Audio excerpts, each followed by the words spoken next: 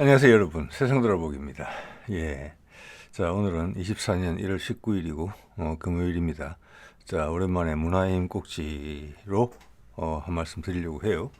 자 올해 엄밀히 따지면은 우리 뭐 전통 뭐라고 할까, 유시갑자나 뭐 사주 명리학 기준으로 보면 음력 기준이니까 사실은 좀 있어야지 용의 해가 되는 거예요. 갑진년이죠.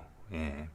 자, 갑진년이면 60년의 갑자 중에서 60개 갑자 중에서 하나입니다. 뭐 물론 다른 갑자도 마찬가지지만, 그래서 이게 이제 여러분도 뭐 사주를 믿으시는 분이 얼마나 계시는지는 모르겠지만, 지금 사주라는 것도 어떻게 보면은 뭐 종교랑 비슷하죠. 예, 뭐 기독교, 불교. 그래서 저희가 이제 그들이 예전 같지 않다, 그들도 이제 막다른 골목에 도달했다, 이렇게 가끔 말씀드리는데, 그 이유는 뭐냐면은 교회 다니시는 분들이 주변에 안 다니시는 분들보다 훌륭하냐, 예, 절에 다니시는 분들이 그렇지 않은 사람들보다 더 훌륭하냐, 그런 말은 들어본 적은 없는 것 같아요. 교회 다니신다, 절에 다니신다, 그거죠. 예.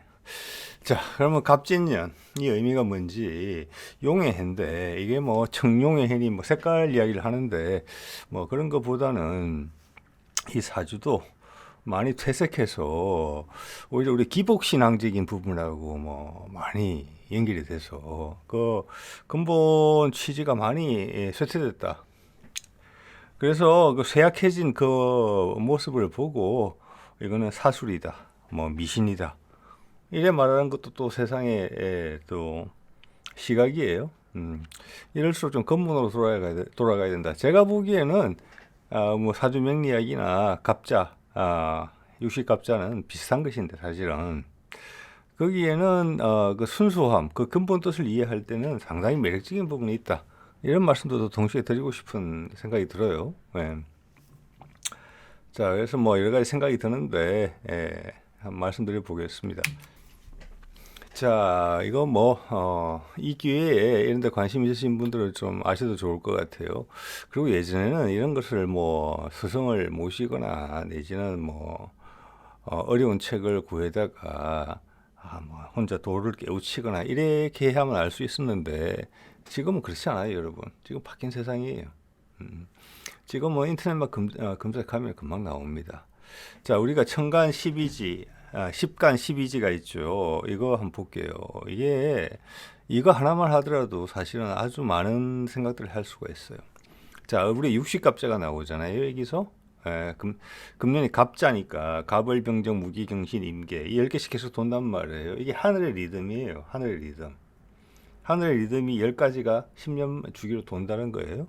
땅의 리듬은 12개로 매번 돈다는 거예요. 그게 땅은 뭐 띠하고 상관이 있죠. 그 12달, 달의 흐름하고 관련이 있음을 바로 알 수 있어요. 자, 거기서 차용해서 하루도 12시간으로 나누죠. 자시, 축시, 인시, 이런 식으로. 지금 시간으로 따지면 2시간이죠. 그래서 위에는 하늘, 밑에는 땅, 달이라는 걸 알 수 있어요. 하늘은 뭐냐? 하늘의 기운은 어디서 오는 것이냐? 우주의 기운은 아니고, 제가 보기에는 태양계의 기운인 것 같습니다. 왜? 목화토금수, 사주의 5가지 성질을 가진 힘, 야, 세상의 모든 것들을, 그게 생물이든 무생물이든 심지어 사람의 심리든 5가지로 분류할 수 있다라는 게 음양오행사상이에요. 그 각각의 5가지는 각각 음과 양으로 나눌 수 있다. 센 거, 약한 거. 뭐 이렇게 말할 수도 있고, 그냥 말 그대로 양과 음이죠. 남자가 여자보다 세다 할 수 있습니까? 아니죠. 그냥 양음이죠. 힘은 남자가 세겠죠. 그렇지만 여자가 센 부분도 많아요. 그래서 각각을 음양으로 나눠요. 10개가 되는 것인데, 이 목화토금술은 뭡니까? 태양계에서 지구에 영향을 미치는 고대 사람들이 관찰할 수 있었던 행성이에요. 즉 이건 천문학이에요. 그것이 시시각각 바뀐다. 1년 단위로도 바뀌고, 달 단위로도 바뀌고, 일 단위로도 바뀌고, 분 단위로도 바뀌고, 초 단위로도 바뀐다. 이게 동양의 생각이에요. 그렇지만 한 해 기준으로 묶었을 때 목화토금수가 해 기준, 달 기준, 일 기준, 시 기준, 분 기준, 초 기준으로 다 바뀐다는 거예요. 각각이 음양이 있으니까 10가지다. 예. 자, 이렇게 보면은 저는 이렇게 생각하는 겁니다. 아직 증거는 없지만 왜 일주일이 일주일인지, 네, 왜 일주일이 7일 기준으로 된 건지. 칠진법은 지금 없거든요. 예, 어디를 보더라도 제가 보기에는 뭐냐, 해와 달, 그다음 목화, 토, 금, 수. 이거 동양의 생각이다. 누가 일주일을 만들었는지는 모르겠지만, 예, 그런 생각이 들고, 땅은 말씀드린 것처럼 12가지인데, 이것 또한 목화, 토, 금, 수로 나눠져 있습니다. 거기도 양. 그런데 땅은 하늘과 다른 점이 뭐냐? 자, 여기부터는 여러분이 어디서 잘 들어보지 못하신 말씀일 겁니다. 이야기일 겁니다. 땅은 토가 2개가 더 많아요. 토가 4개예요. 땅에는. 그래서 이게 기본적으로 뭘 의미하는 거 하니, 하늘의 뜻이 땅에 펼쳐지는 데 있어가지고 하늘은 항상 일정하고 완벽해요. 그걸 땅에 투영했을 때는 땅은 지구의 특성에 의해서 살짝 왜곡되어 있다. 그래서 그걸 중화시키기 위해서 토의 기능이 그거잖아요. 토의 성격 아우르는 거죠. 이렇게. 예. 사람으로 말하자면은 튀지 않는 사람, 그럼 사람들을 잘 엮어주는 사람. 또 계절로 치면은 봄에서 여름으로 넘어갈 때, 여름에서 가을로 넘어갈 때, 기후 변화가 생길 때 그걸 가운데서 잘 요리해 주는 것이, 만들어 주는 것이 토의 역할이에요. 그래서 그런 기본적인 지구의 불완전성이 있기 때문에 토가 중간자 역할을 해주는, 토가 2개가 더 필요하다. 이렇게 해석할 수도 있어요. 그래서 이게 이제 을축, 병인 이래 가다가 밑에가 2개가 많기 때문에 이 순수를 돌다 보면은 60개가 되는 거예요. 그런데 금년이 갑진년이다. 갑은 뭐냐? 목의 기운이에요. 목의 기운은 뭐냐? 봄의 기운이에요. 솟구치는 거죠. 솟구치고 그 중에서 양이 센 기운이에요. 을은 우리 갑을 관계 그런 이야기 많이 하잖아요. 을은 같은 목이지만 봄의 기운이지만은 부드러운 기운이다. 음의 기운이다. 음의 기운이다. 이게 정답이겠네요. 진은 뭐냐? 이거는 토다. 토 중에서도 물의 기운이 많은 수토라고 부른다. 그래서 용띠다. 그래서 봄에서 여름으로 넘어갈 때, 딱 우리가 모내기 할 때, 물이 딱 필요할 때, 그때 나오는 토다. 이 토는 엄청나게 중요하다. 그래서 띠 중에 유일하게 상상의 동물이다. 그만큼 중요하다. 상상의 동물을 만드는 이유는 뭐겠습니까? 이것은 다른 동물에서 찾을 수 없는 특질, 하늘만이 관여하는 특질을 가진 존재라는 뜻이에요. 그것이 갑, 목하고는 되게 잘 맞는 거예요. 나무는 물이 필요하거든요. 물이 가득 찬 흙이 필요하단 말이에요. 그래서 금년이 갑진해예요. 네. 여러분도 사주 좀 보신 분들은 아실 겁니다. 여러분도 그 대운이라는 거 있잖아요. 대운이라는 거. 그거랑 마찬가지예요. 그 10년 단위로 돌잖아요. 예, 그 10년 단위가 뭐겠습니까? 하늘의 기운 저거예요. 10년 단위로 돈다는 말은 뭐냐면은 내 운이 좋을 때는 사실 대운하고 별로 상관이 없어요. 뭐 대운이 더 좋으면 더 좋겠죠. 예. 그렇지만 내가 운이 안 좋을 때는 내 약점을 조심해야 되죠. 되게 완벽한 사주는 없기 때문에. 자, 뭐 이런 것들이 의미하는 것은 뭐냐면은 그래서 뭐 20대는 괜찮고 30대는 어떻고 뭐 40대는 조심해야 되고 뭐 이런 소리 많이 들으실 겁니다. 요 고비만 넣으면 괜찮아. 그게 다 대운 이야기거든요. 자, 이거는 우리의 인간의 삶이 보통 6, 70년 살기 때문에 10년 단위로 끊어준 거예요. 근데 나라의 운명은 또 달라요. 나라도 하나의 주체잖아요. 그죠? 예. 탄생, 성장, 소멸이 있단 말이에요. 거기에 또 흐름이 있을 거예요.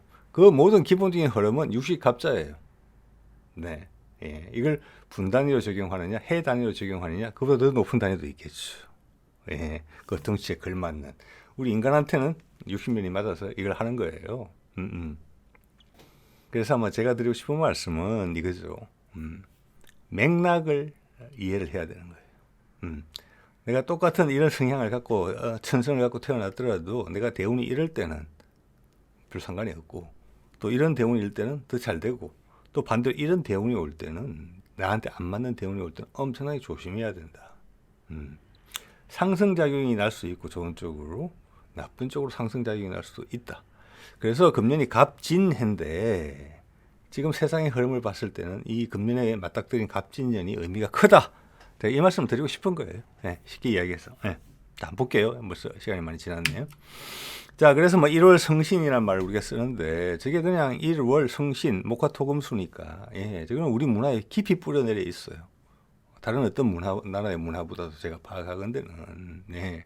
자, 그래서 우리의 문화, 우리의 천문에 대한 생각은 옛날 우리 세계 제1의 청동기 문명, 고인돌 문명을 가진 거시기 때부터 아주 정확한 천문도를 그릴 수 있었던 그런 역량을 가졌던 민족이에요. 여러분 이거 엄청나게 중요한 사실입니다.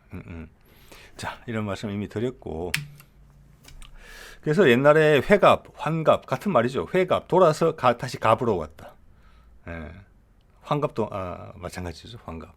그래서 60년을 살면은 인간의 인생에 있어서 볼 건 다 봤다는 거예요. 경험을 이미 싹 다 해봤다는 거예요. 예. 그런데 아직 살아있다? 그럼 그 사람한테 지혜가 있다고 보는 거예요. 왜? 모든 걸 다 봤기 때문에. 어른이 된다는 거죠. 정말 어른.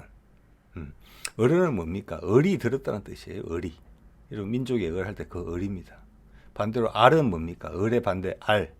알은 태양의 의미를 가지고 있죠. 예. 그래서 우리 민족의 풍습을 살펴보면은 우리의 뿌리가 상당히 깊고 튼튼하다는 걸 느낄 수 있어요. 어디까지 가는지 모르겠어요. 이거는 뭐 중국의 아류다, 어디의 아류다, 동북아에 틱 붙어 있는 조그만 나라다 이렇게 평가할 수 있는 부분이 아니라는 말씀을 제가 거듭해서 드리는 겁니다. 그런 이유들 때문에 제가 이유 없이 말씀드리지는 않죠. 동지 팥죽 보세요. 예, 팥은 큼큼한 겁니다. 예, 옛날에는 설날이 다 동지였어요. 설날이 아니라 새해의 시작은 사람들이 대상 사람들이 다 알았어요. 해가 제일 짧을 때니까. 그래서 새로운 해를 맞이하면은 축복을 하고 기원을 했죠. 그래서 성탄절도 12월 25일 동지 땐 것입니다. 자, 그래서 떠오르는 해를 상징하는 것이 새알이에요. 새알이죠. 새알입니다. 알은 태양이라는 거 아시죠, 여러분? 제가 여러 번 말씀드렸습니다. 이 세상 모든 문명에서 알은 태양이고 신이에요. 알라. 우리도 아직 얼라 그러잖아요. 예. 팥죽은 어둠을 의미해요. 그래서 새알이 떠오르는 거, 예, 새해가 시작됐다는 거예요. 그런데 우리는 이제 지금 설날이 있는데 음력설은 어디서 나왔느냐? 음력설이 의미하는 것은 음력의 의미는 뭐냐? 모든 고대 문명에서 달력은 양력이에요. 그건 쉽게 파악이 됐거든요. 음력에 등장한 이유는 뭐냐? 그리고 우리 사주도 좀 음력의 기원에 있죠. 그 의미는 우리가 농사를 지었다는 거예요. 음력 1월 1일은 농사를 시작하는 날이에요. 그 당시 생활은 수렵 채집에서 넘어왔다. 이쪽으로. 즉 신석기 후기 문명 때 왔다. 그때 이게 최소한 생겼다. 그래서 옛날 기억은 옛날 해의 길이로 새해를 따지는 그것은 동지 팥죽 정도의 전통으로 남겨놓고 실제 땅이 녹아서 농사를 지을 수 있는 우리의 리듬에 맞는 달력을 정한 것이 음력이에요. 그래서 아마 사주나 사주 명리학 이런 거 동양의 철학의 시작도 그때부터 시작되지 않았느냐 이렇게 이제 말씀드릴 수도 있겠죠. 예. 자, 그러면 여기서 중요한 게 우리가 목화토금수를 가지고 동양 사주 명리학에서는 5가지로 나누잖아요. 그래서 그게 60가지가 돼요. 예. 목화토금수의 기능을 세분화해서 하늘의 기운 10가지, 땅의 기운 12가지. 그걸 하니까 60가지가 나와요. 그걸 가지고 여러분 사주를 봤을 때 일주가 뭡니까? 여러분의 성격이고 천성이라는 의미예요. 즉 우리는 60가지의 성격 분류가 가능해요. 더 세분화할 수도 있어요. 근데 그게 기본 틀이 60가지예요. 사람의 성향을 60가지로 분석을 해요. 우리는. 서양은 어떻게 하는지 한번 볼까요? 요즘 뭐 많이들 하는 것 같아요. MBTI 성격 유형을 보면은 4가지로 가릅니다. 4가지로. 예, 4가지로. 4가지, 5가지 비슷하죠. 예. 4가지를 강약으로 나누잖아요. 우리 동양에서는 우리는 5가지를 강약으로 나누고 하늘과 땅을 섞어요. 그래서 60가지가 나와요. 여기는 4가지 곱하기 4가지를 해요. 그 조합으로 12가지 성격, 16가지 성격 조합이 나와요. 여기서는. 이게 MBTI입니다. 예. 자, 이거 분석하고 여러분 사주에서 여러분의 일주 분석하고 한번 비교해 보세요. 재밌을 겁니다. 그렇게 틀리지 않아요. 네. 제 경우로는. 자, 이거는 저희 집 애가 학교에서 이걸 해오더라고요. 초등학교 고학년이 올라가니까 직업 흥미 유형 검사라는 건데 이것도 MBTI 검사랑 비슷한 것 같습니다. 이건 5가지로 분류를 해요. 5가지. 예. 자, 그러니까 이게 제가 드리고 싶은 말씀은 뭐냐? 기본적인 사람들 사이의 성향을 4가지나 5가지로 분류할 수 있다는 거예요. 그건 동양이나 서양이나 서양은 특히 경험에 기준한 거잖아요. 이거는 우리 동양적 생각은 몇천 년부터 있었던 것이고, 예, 그것들이 이빨이 어떻게 맞는지를 살펴보는 것도 상당히 재밌다고 생각을 합니다. 예, 기본은 비슷하다. 이게 물리적인 현상, 또 지구과학적인 현상에도 적용될 수 있지 않겠느냐, 이런 부분은 좀 미지의 방향이긴 하지만 동양학에서 추구하는 바는 그래요. 물리적인 부분, 인간적인 부분도 같이 설명될 수 있다. 되게 통합적인 학문이에요. 단지 심리에 머무르는 게 아니고 적성에 머무르는 게 아니고. 자, 이것을 우리 이제만은 우리 체질도 음양으로 구분을 했죠. 사상, 4개라는 뜻이잖아요. 예. 저는 이게 약간 동의가 되는 부분이 뭐냐면은, 자, 사람의 성격은 지금 우리가 기본적으로는 60가지로 구분을 하는데 사람의 체질은 60가지보다는 적을 거라 생각이 들죠. 여러분, 그렇죠? 예. 사상인데 이 사상이 뭐냐면 태양인이죠. 숫자는 뭐 얼마 안 된다고 하죠. 양의 성격이 강한데 그중에 강양이다. 양이다. 태음은 강음이다. 소양은 양인데 음양이다. 음의 성격이 좀 음의 성격을 가진 양이다. 소음이는 뭐냐? 여러분 다 아실 겁니다. 여러분 체질은 뭔지. 예.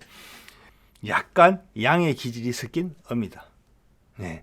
자, 그래서 아마 이 정도를 통해서 제가 말씀드리는 부분은 기본적인 성질이라는 것이 4가지, 5가지로 구분이 되는구나. 그거는 동서양이 마찬가지구나. 예. 자, 이거 보통 사주 보면 이렇게 나오죠. 사주죠. 4개의 기둥인데 왼쪽부터 이제 시, 일, 월, 년 이렇게 가는데 자신의 개성을 나타내는 부분, 즉 천성. 내가 갖고 태어난 것은 요 일주예요, 일주. 예. 자, 이거랑 육식갑자랑 똑같다는 거예요. 즉, 그 말은 우리 육식갑자를 하게 되면은 금년이 가지는 특징이 있다는 거예요. 이게 갑진년이란 말이에요. 갑진사주가 있어요. 여러분도 아마 갑진사주 가지신 분 계실 거예요. 갑진이면 뭐냐? 이게 용의의 힘인데 용의 힘을 제대로 받는 거예요. 축축한 흙에서 나무가 쫙 솟아오르는 이런 거예요. 그게 의미하는 바가 뭐냐? 예. 그리고 지금 세상이 돌아가는 마당에 있어가지고 또 우리나라가 돌아가는 마당에 있어서 내가 처한 대운이 이런 갑진 사주가 갑진이라는 특성이 천성이 확 꽃을 피우고 중요한 역할을 할 수 있는 것이냐, 아니면 그냥 묻혀서 쓸려가는 것이냐, 아니면 별 상관이 없는 것이냐. 근데 제가 보기에는 이 갑진해라는 것이 지금 세상의 흐름과 우리나라의 흐름을 봤을 때 엄청나게 상승작용을 일으킬 수 있는, 갑진의 극단으로 치달을 수 있는 그런 여건이다. 이런 이제 생각이 드는 거죠. 예. 자, 그럼 이거는 여러분 뭐 주역 아시는 분 계실 거예요. 우리가 이제 갑자는 60갑자지만 주역은 64괴입니다. 괴가 4개가 더 많이 있죠. 그래서 제가 보기에는 어떤 분들은 이제 그 괴에서 4개는 사실은 상징적인 괴다. 그래서 60갑자랑 매치를 이렇게 짝을 맞추는 경우도 있는데 저는 그것도 괜찮다고 보고, 거꾸로 아까 동양의 우리 60갑자랑 음양오행이랑 서양의 MBTI가 사실은 4개, 5가지 기본 틀은 비슷해요. 그래서 주역은 어떻게 보면은 이제 음양오행하고 큰 상관이 있겠지만 어떻게 보면 따로 발전했을 수도 있겠다, 이런 생각이 들어요. 어차피 세상의 모든 인간이 관측할 수 있는 범위 내에서 세상의 모든 것을 설명하는 가지수를 펼쳐낸 거거든요. 그런데 그 가지수가 갑자에서는 60개고 주역에서는 64개다. 그 정도면 상당히 비슷하다. 거의 포화된 상태다. 네. 아까 서양은 4개의 MBTI가 4개의 성격을 가지고 4개의 판단 기준을 가지고 16개의 성격을 구분했지만 우리는 5개의 판단 기준을 가지고 60개를 뽑아냈잖아요. 자, 그런 것처럼 결과적으로 같은 것이다. 이렇게 설명할 수도 있어요. 자, 그러면 그 갑진 지금 근데 갑진하고 주역의 64개 중에서 제일 비슷한 게 뭐냐? 예, 이거는 아마 여러분들이 딴 데서 보시기는 좀 어렵지 않느냐. 그 말은 저의 독특한 아이디어다 이걸 강조하는 게 아니고 큰 오류가 있을 수 있다는 것을 참고하시고 들으시라는 말씀입니다. 풍내익괴랑 되게 비슷하다. 42번째 괴인데 풍내익인데 여러분 이거 한번 보시면은 제가 예전에 이제 주역책을 한자 공부 삼아 소위 말해서 그 사서삼경이라는 게 있잖아요. 대학, 중용, 뭐 논어, 맹자, 그다음 주역 이거죠. 그다음 뭐 서경, 뭐 저쪽 시경 이런 거는 보진 않았습니다만 그것들은 봤어요. 그렇게 두껍지 않은 책이에요. 근데 주역책은 상당히 매력적으로 느껴졌어요. 이게 보면은 저는 주역을 보면 우리 태극기 감성 떠올라요. 뭐 태극기에도 사실 보면 주역회가 많이 들어있죠. 예. 그래서 이거 한번 설명을 해볼게요. 우리 조상들은 세상의 변화를 어떻게 보고 있는지 현재 너무나 필요한 그런 세상을 보는 관점이에요. 여러분의 삶을 되게 지혜롭고 맑으면서도 되게 행복하게 편안하게 만들어줄 수 있는 거예요. 내가 과연 해야 될 일이 뭔가. 여러분 지금 여러분의 일주를 아시는 분이 많을 거예요. 이게 쳐보면은 여기까지 나오는 이런 장점이 있고 이런 약점이 있고 이럴 땐 이렇게 하고 저럴 땐 저렇게 하고 결과적으로는 답이 없어요. 예? 핵심은 그냥 갑진사주 같으면은 내가 목의 기운이구나. 강한 목의 기운을 가지고 있구나. 그러니까 촉촉한 흙 속에 있는 목 기운이니까 그 목의 성향을 잘 드러낼 수 있겠구나. 그렇지만 그 성향은 당연히 동전의 양면처럼 장점이 있고 약점이 있죠. 그럼 그걸 다 맞춰 살아야 되느냐? 제가 50년 이상 살아본 경험은 뭐냐면은 내 사주의 일주의 성격 그것을 소중히 여기는 게 제일 중요하다. 우리 인간은 신이 아니에요. 나의 모든 것을 다 제어하면서 컨트롤하면서 그렇게 살 수가 없어요. 예. 나의 장점, 나의 천성을 7, 80년 짧게 사는 인생 동안 그걸 고이고이 갈고 닦기도 쉽지 않다는 말씀을 드리고 싶은 거예요. 예. 나의 천성대로 사는 것도 쉽지 않다. 그것도 쉽지 않은데 나는 이미 천성대로 살고 있고 이런 걸 조심하라. 그거는 한 100년, 200년 살면 그렇게 할 수 있을지 모르겠습니다. 예. 그래서 자기 천성을 스스로 느끼는 거. 왜 세상은 계속 바뀌니까 내가 계속 인지하는 거 있잖아요. 뭐 보고 듣고 냄새 맡고 촉각으로 느끼는 거.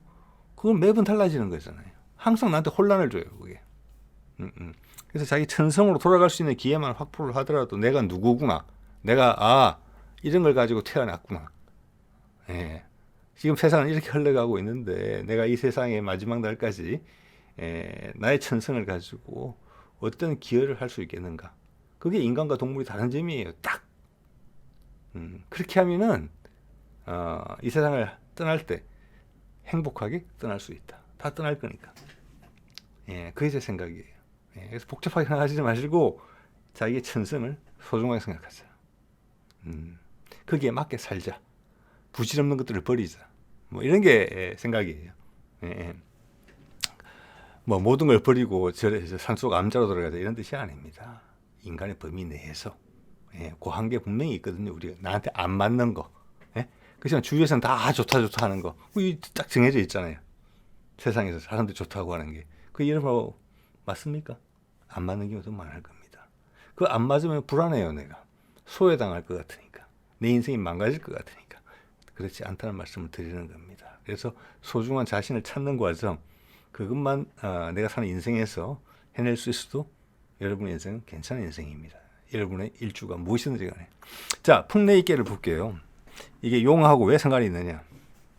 위에가 바람이에요. 예, 오손풍이라는 거죠. 소위 말해서 바람이고. 자, 이게 뭐냐. 위에가 양이 두 개 있고 밑에가 구멍이 뚫려서 음이에요. 그래서 양의 기운이 밑으로 뿜어져 나오게 되어 있는 거예요. 그래서 그걸 바람이라고 보는 거고 동물로 치면 이게 닭이에요. 방향으로 보면은 동남쪽이에요. 그런 거 이렇게 찾으면 금방 나옵니다. 정말 좋아요. 요즘 세상. 100% 잘 활용하시기 바랍니다. 밑에는 뭐냐? 진이에요. 레라고 되어 있죠. 진괴인데 우레 진자예요. 이거는 양이 바닥에 있어요. 음이 위에 있어요. 이것은 양의 기운이 위로 솟구치는 거예요. 그래서 기본적으로 우레가 위에 있고 바람이 밑에 있어야 돼요. 예. 그래서 바람이니까 풍 위에, 레, 우레 밑에 이기예요. 이게 이건 도움이 된다는 뜻이에요. 이게 기본적으로 좋은 괴예요. 이걸 점으로 친다면. 예. 그리고 여기저기 언뜻언뜻 보이긴 하는데 이건 뭐냐면은 이 풍내익괴는 내 개인의 괴가 아니에요. 한 사람의 괴가 아니에요. 이거는 되게 공익적인 부분이 있어요. 예. 나라나 세계에 대한 의미가 있어요. 지금 이거는 이 괴는 뭐 개인한테 굳이 해석할 수 있어요. 그래서 그거보다는 세상의 변화를 잘 지적하는 괴예요. 그래서 금년에 갑진괴가 이거랑 딱 맞아떨어지는 거예요. 예, 갑진이라는 갑자를 주역에서 찾자 이러면 저는 풍내이라고 봅니다. 용이 뭡니까? 물에서 나온 거죠. 하늘로 올라가요? 용이 왜 하늘로 올라갑니까? 비를 내리게 하기 위해서 가는 거예요. 비를 내리게 하는 과정에서 뭐가 옵니까? 우리 매번 비 올 때, 비 오기 한두 시간 전부터 하늘이 어두컴컴해지면서 바람이 불죠. 깃발이 펄럭이죠. 거기다가 천둥까지 한 방 치면은 확실하게 비가 오죠. 그 행동을 유발시키기 위해서 하늘로 올라가는 거예요, 용이. 그리고 비가 충분히 오면은 자기의 삶의 터전이 완성되는 거잖아요. 다시 물로 들어가는 거예요. 이거는 농경사회의 시작과 엄청나게 상관이 있는 상상의 동물입니다. 바람과 우레는 뭐냐? 그 당시 이 주역계가 만들어졌을 당시 댐도 없었고 관계시설도 없던 그 시절에 모든 것이 천수답이었던 시절에 비는 절대적이었어요. 그 비를 비가 오기 전에 일어나는 상황을 설명한 거예요. 예. 즉 비가 오면 뭐냐? 전 세상이 윤택해져요. 곡물들이 자라요. 맞죠? 그래서 풍내익입니다. 더할 익자가 붙은 거예요. 바람이 불고 우레가 쳐야지 비가 오고 세상에 덕이 생긴다는 거예요. 세상이 뒤섞여야 된다는 거예요. 자, 아까 말씀드렸죠. 바람은 원래 밑에 있어야 되고 천둥은 위에서 치는 거예요. 천둥은 바람 위에 있어야 돼요. 그런데 자기가 있을 자리에 계속 고착되어 있으면 변화가 없다는 거예요. 비가 오려면 변화가 필요하다는 거예요. 세상에 덕이 있으려면 세상이 뒤섞여야 된다는 거예요. 그래야지 세상이 발전한다는 거예요. 이거 엄청난 의미가 있는 거죠. 예. 그래서 우레는 위로 올라가려고 그러고 바람은 밑으로 쏠려고 그래요. 가운데서 와장창 대형 사고가 난다는 거예요. 그러면서 비가 내린다는 거고 전 세상이 축복을 받는다는 겁니다. 이게 갑진괴예요. 자, 이것은 당연히 큰 안목에서 세상의 흐름이 어떤 큰 변곡점을 지나느냐, 우리나라의 흐름이 큰 변곡점을 지나느냐, 어떤 게 너무나 무성해서 더 이상 고착돼서 다음 판으로 바꿔야 되는 그런 상황이 온 것이냐, 그런 게 대운이에요. 개인으로 치자면은. 그죠? 그런 상황에 갑진운이 왔다. 저는 그런 상황이 많이 목격된다고 보고 그런 것에 대해서 제 채널에서 말씀을 드리고 있다고 생각을 합니다. 자, 그래서 풍내익과 반대되는 괴가 왼쪽에 있는 천지비계예요. 예. 자, 위에는 저게 근괴잖아요. 하늘이에요. 예. 밑에는 땅이에요. 하늘과 땅, 당연한 거죠. 어떻게 보면은. 그런데 뒤에 비계잖아요. 이거는 되게 불길한 괴예요. 왜냐? 이것이 의미하는 바는 하늘이 하늘에 있고 땅이 땅에 있는데 뭐가 잘못된 거냐? 잘못된 거예요. 이건 변화가 없다는 거예요. 변화가. 그래서 주역을 역경이라고 하는 겁니다. 변한다는 거예요. 세상은 고착되어 있지 않아요. 고착됐다는 순간에 이미 변화는 시작되고 있는 거예요. 그게 우리 태극이 의미하는 거예요. 태극이. 그래서 우리 태극기가 대단한 겁니다. 하늘과 땅이 고착되어 있으면 서로 섞일 일이 없어요. 즉 하늘은 하늘의 일만 하고 땅은 땅의 일만 하는 거예요. 즉 다른 말로 하면 지금 자본주의 사회가 고착화돼서 미국 사회가 딱 그렇잖아요. 자본주의 대표 국가였고 지난 수십 년간, 지난 5, 60년간 전 세계를 제패해 왔으니까. 지금 돈이 부족해서 돈을 풀어도 그 돈이 전부 다 부자들한테 다 빨려가고 눈물 찔끔 몇 방울만 서민층한테 떨어지는 거잖아요. 그런 구조가 돼버린 거예요. 여기서 변화가 올 수 없는 거예요. 미국만 그러느냐? 전 세계가 다 그래요. 전반적으로 유럽이 다 그래요. 심지어는 중국도 그래요. 중국은 스스로 내부의 변혁이 일어나서 우리 80년대나 이럴 때처럼 한번 ROE가 섞여야 되는 타이밍을 받아야 되는데 와야 되는데 세상이 고착이 돼버린 거예요. 그래서 그 단계로 나아가지 못하고 조기에 너무 이런 시기에 하늘과 땅이 정확하게 구분되는 세상이 된 것 같아요. 이번에 아시안컵 중국 축구를 보면서 더더욱 그런 걸 느낍니다. 예. 여러분 모든 걸 다 분석할 수는 없어요. 모든 걸 분석할 수 있는 데이터를 주지도 않아요. 우리 조상들이 항상 하는 말이 있습니다. 조짐을 봐야 된다. 조짐. 그거를 직감으로 알아야 된다.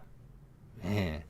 그래서 이건 천지 비계인데 이것을 저 위에 있는 양 기운을 하나 밑에 음 기운하고 교체를 하면 오른쪽에 풍내 입계가 되는 거거든요. 엄청나게 역동적이 되는 거예요. 자, 바람이 불고 번개가 치고 이러면은 불안합니다. 그죠? 번개에 맞아서 죽는 사람도 있고 바람이 심하게 불면 나무도 뽑히고 쓰러진 나무에 차가 깔려서 사람이 상할 수도 있어요. 수해가 날 수도 있어요. 맞죠? 근데 그거는 전체적으로 더 좋은 일을 만들기 위해서 생기는 불가피한 일이라고 본다는 거예요. 예. 저는 지금 이제 윤석열 정부 들어선 거, 그는 지금 최적의 상황을 만들어주고 있는 것 같아요, 우리한테. 우리가 지금 이 세상에서 누가 먼저 자각하느냐거든요. 자, 바람과 우레, 저게 뒤섞이는 거, 천둥 번개가 치고 무섭죠. 그렇지만 그 결과는 자그마한 희생도 발생할 수 있어요. 결과는 좋은 것이다. 그 기회가 누구한테 올 것이냐? 미국은 더 이상 아니겠죠. 예, 그 미국은 지금 왼쪽이 천지 비계예요. 중국도 그렇다는 거예요. 지금 유럽의 대부분의 국가도 천지 비예요. 우리도 천지 비로 될 수 있는 구석이 있어요. 지금. 그래 되고자 하는 세력들이 마지막 몸부림을 쳐서 내 기득권을 놓치고 싶지 않다. 나는 계속 하늘에 있고 싶다. 난 밑으로 절대 갈 수 없다. 이런 세력들이 만들어 놓은 괴물이 지금 이제 대통령이잖아요. 그리고 그의 부인이고. 자, 여기서 또 하나가 우리 조상들이 옛날에 했던 이야기가 뭐냐면은 바람은 동물로 치면은 저 위에 괴는 동물로 치면은 닭이에요. 밑에 우레는 아시겠지만 진짜자. 이게 용이에요. 떠오르시는 거 없으십니까? 그래서 옛날에 풍내 입계가 새로운 세상을 의미한다라는 이야기가 계속 있어 왔어요. 저도 이제 그게 이해가 돼요. 무슨 말인지. 여기서 나온 게 계룡산입니다. 계룡산. 계룡산에 도업한다는, 천도한다는 게예요. 근데 그거는 술사적인 풀이에요. 계룡이죠. 즉 풍내 입계를 의미하는 거예요. 위에가 즉 세상이 바뀔 때가 됐다는 의미예요. 그게 꼭 계룡산 밑에 있는 글이 이사 간다는 뜻은 아니겠죠. 세상이 바뀔 때가 됐다는 거예요. 그 가운데 편지풍파가 한번 있을 수 있다는 거예요. 바람이 불고 우레가 치고 낙뢰가 떨어지는 사건이 있는 다음에 새로운 곳으로 간다. 그것을 술사들은 계룡산 밑으로 신도 안으로 도업한다. 이렇게 맞춰진 거예요. 주역이 먼저 나왔겠습니까? 계룡산에는 명칭이 먼저 나왔겠습니까? 여러분 생각해 보세요. 누군가가 내 갖다 붙인 거예요. 물론 그가 풍수지리적으로 멋진 곳이라는 건 저도 이해를 합니다. 예, 그렇지만 더 깊은 뜻은 뭐냐? 나라가 바뀔 정도로 나라가 도읍을 바꾸고 나라가 다른 나라로 바뀔 정도로 큰 일이 발생한다는 의미가 이게 들어있다는 거예요. 계룡산이라는 개념이 여기에. 예. 자, 그런 또 말씀드리고요. 마지막으로 이거 한번 보여드리고 싶었어요. 이게 지금 북한의 이제 평남에 있는 강서대묘에 있는 사신도예요. 사신도. 여러분이 잘 말씀 한번 들어보세요. 이런 말씀 해주는 사람들이 잘 없는 것 같은데, 여러분 예전부터 그 보면은 지금 좀 전에 말씀드린 신도안도 그렇고 자청룡 우백호 보통 산줄기로 돼 있죠. 예, 좌측용 우백호고 남쪽으로는 트여져 있는데 바로 안 트여져 있고 꼬불꼬불해서 트여져 있죠. 그래서 남쪽을 그래서 우리나라도 옛날에 대문을 열면 안쪽까지 다 안 보이는 거예요. 궁궐 같은 그런 어떤 공식적인 건물이 아닌 다음에는 그걸 안 좋다고 봤어요. 보기 기가 빠져나간다고 봤기 때문에 그래서 이렇게 가게 돼 있어요. 그래서 우리나라에 있는 길지 명당도 다 그렇게 돼 있어요. 당연히 거기 흐르는 것은 가운데 물이 있죠. 산이 있으니까. 좌측용 우백호 부대가 본산이 있으니까. 본산이 뭐냐? 현무예요. 본산은 항상 북쪽에 있죠. 왜냐? 북해에서는 바람도 불고 추운 기운이 거기서 오니까. 햇볕은 남쪽에서 오니까 남향이죠. 북쪽에 있는 본산은 현무예요. 그래서 여기서 현무 한번 보세요. 현무가 거북이하고 뱀이거든요. 자, 현무는 북쪽이고 검은 색깔이죠. 예, 겨울이죠. 겨울이고 모든 것을 생명을 잉태했다가 생명의 뿌리를 지켜주는 거예요. 추운 겨울에 다 얼어 죽는 게 아니고 그걸 지켜내는 거예요. 그래서 현무는 뭐냐? 생명의 상징이에요. 그래서 지금 거북이하고 뱀이 중요한 게 아니고 그들의 행위가 중요한 거예요. 둘이 지금 교미를 하고 있어요. 생명을 만들어내고 있는 거거든요. 예. 그래서 좌청룡 우백호예요. 그래서 좌청룡이면 뭐냐? 북에서 바라볼 때 왼쪽이면 동쪽이에요. 지금 청룡해라고 그러잖아요. 갑진이 청룡이거든요. 갑이 뭐냐? 양목이잖아요. 청룡인데 그래서 동쪽인 거예요. 그래서 지금 동쪽이라는 게 지금 중요해요. 아까도 말씀드렸지만 오손풍에 위에 바람, 풍내이기에서 그거는 동남이에요. 자, 오른쪽이 백호다. 그리고 남쪽은 주작이다. 자, 날개 달린 동물을 남쪽에 배치했어요. 이것은 뭐냐? 저는 그렇게 생각합니다. 좌청룡 우백호 우리 명당의 기준하고 똑같아요. 생명의 기본은 현무에서 시작됐어요. 북쪽에서. 좌우로 틀어막고 남쪽으로는 날아가는 존재예요. 북에서 남으로 왔다는 것을 의미한다고 봅니다. 그 중앙에 황룡이 있어요. 가장 중간에. 그거를 모르시는 분들 계실 거라고 봅니다. 예. 자, 뭐 실제 이게 뭐 황색인지는 모르겠습니다만은 가운데의 위치는 음양 오행에서 보면은 토의 위치예요. 토의 위치고 그 토의 색깔은 노란색이에요. 일치하죠. 예. 자, 이만큼 용은 높게 평가받았던 것 같아요. 그래서 현재도 토잖아요. 토, 진이, 갑진사주. 예. 수의 기운이 많은 토거든요. 예.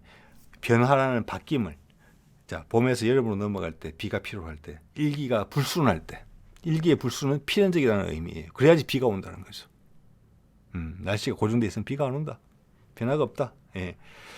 아주 단순하게 해석하더라도 이거는 용은 상당히 큰 의미가 있는 동물이다. 우리 민족한테. 사실 용의 기원도 보면은 지금 옛날 홍산 문명 다룰 때 보면은 그 근처에서 중국 최초의 용이 발견됐다는 내용이 나와요. 거기는 지금 한족의 영향권이 아니고 우리 조상들의 영향권이었던 곳이죠. 그래서 중국 그 문화의 산물이다 용을 이렇게 볼 이유는 전혀 없다고 봅니다. 자, 오늘은 이 정도 말씀드리면 될 것 같습니다. 네.